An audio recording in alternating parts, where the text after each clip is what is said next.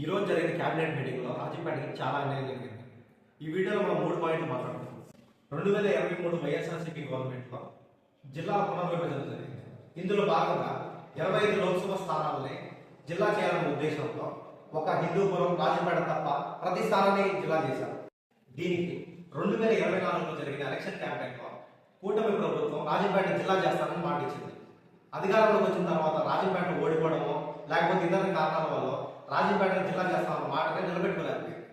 ఈ రోజు జరిగిన క్యాబినెట్ మీటింగ్లో మదనపల్లికి అన్నమయ్య జిల్లా పేరు పెట్టాలని కూటమి ప్రభుత్వం డిసిషన్ తీసుకునింది.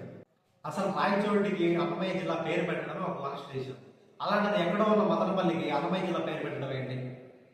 అసలు అన్నమయ్య పుట్టిన స్థలానికి మదనపల్లికి డిస్టెన్స్ ఏంటి? అన్నమయ్యకి మదనపల్లికి అసలు సంబంధం ఏంటి? ఇప్పుడు రాజంపేట జిల్లా చేస్తే చుట్టుపక్కల ఉన్న నియోజకవర్గాలు, మండలాలు అంటే రైల్వే కోడూరు, గుంటిమిట్ట, సిద్ధవాడ వీటన్నిటికి మంచి జరుగుతుంది. ఇప్పుడు రాజంపేట జిల్లా ఎందుకు చేయాలి అంటే పాయింట్ నెంబర్ 1, ఏపీలో ఉన్న 25 లోక్సభ స్థానాల్లో రాజంపేట బ్రిటిష్ కాలం నుంచి అతి ముఖ్యమైన లోక్సభ స్థానం. Point number 2, NH716 national highway Rajampet మీదుగా వెళ్తుంది. పాయింట్ నెంబర్ 3, మన రాజంపేటలో ఉన్న రైల్వే స్టేషన్ నుంచి ముంబై, ఢిల్లీ, చెన్నై ఇలాంటి బిగ్గెస్ట్ సిటీస్ కూడా కనెక్టివిటీ ఉంది. రాయచోట రైల్వే స్టేషన్ కూడా లేదు. ఇన్ని ప్రాధాన్యతలు ఉన్న రాజంపేట వదిలేసి ఎక్కడ ఉన్న రాయచోటి, మదనపల్లి జిల్లా చేయడం ఏంటి? ఈ విషయం మీద మీరేమంటున్నారు కామెంట్ చేయండి. నేనైతే ఎటువంటి పొలిటికల్ పార్టీకి అయితే సపోర్ట్ చేయడం.